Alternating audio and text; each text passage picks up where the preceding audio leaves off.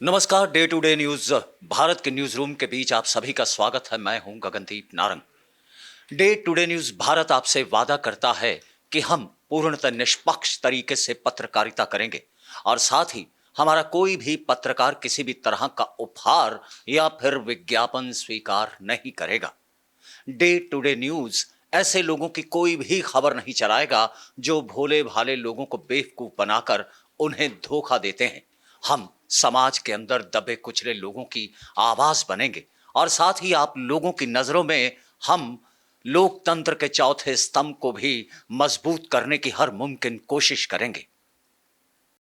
खबर अजनाला से है। अजनाला के साथ लगते कई गांव जो हैं वो पूरे तरीके से पानी में समा चुके हैं। दरअसल पहाड़ों में होती लगातार बारिश के चलते रावी दरिया का पानी भी पूरे उफान पर आ चुका है और कई गांवों के बीच घुसता हुआ ये पानी जो है वो लोगों के सामान से लेकर उनके घरों को बर्बादी की कगार पर पहुंचा चुका है। ऐसे में अगर बात डिप्टी कमिश्नर अमृतसर साक्षी साहनी की जाए तो वह जहां पिछले कई दिनों से इलाके के बीच डटी हुई हैं, तो वहीं रात को भी वह चौकस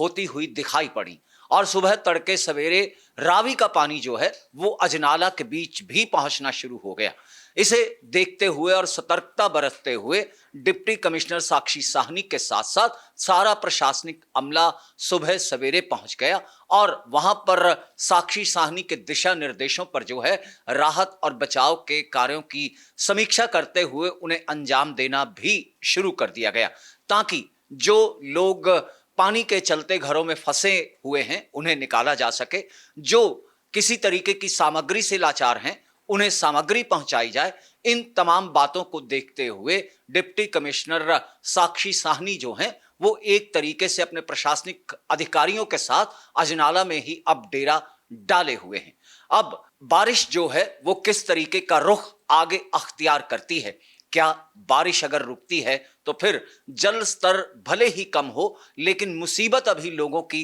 कम होती दिखाई नहीं दे रही है, क्योंकि अजनाला के साथ लगते हुए कई गांवों के जो घर हैं वो पूरे तरीके से पानी में समा चुके हैं। और ऐसे में राहत की खबर यह है कि हर कोई अपनी तरफ से मदद के हाथ आगे बढ़ाता हुआ इन गांवों के बीच फंसे हुए लोगों को राहत पहुंचाने की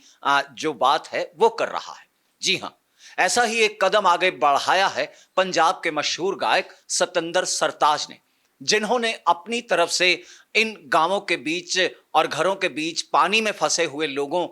और परिवारों के लिए जो है वो राशन भिजवाने की कवायद को अंजाम दिया है। 500 परिवारों को पूरे तरीके से जो राशन है वो देने के लिए उन्होंने अपने वॉलंटियर और सामान के साथ उन्हें जो है अजनाला भिजवा दिया और अमृतसर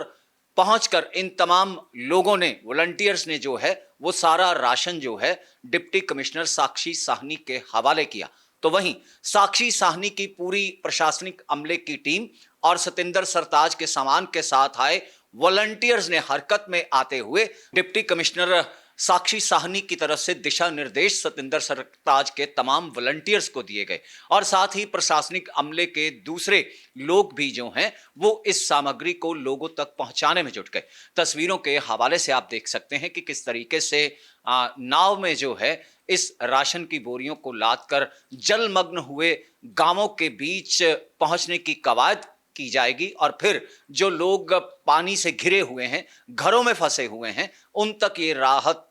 पहुंचाई जाएगी। और ये अपने आप में काबिले तारीफ बात है कि समाज के बीच भी लोग जो हैं वो अपनी मदद के हाथ आगे बढ़ाते हुए बाढ़ पीड़ितों के लिए इस तरीके के काम को अंजाम दे रहे हैं। इसी के साथ अगली तस्वीर आपको दिखलाते हैं जो रमदास की है।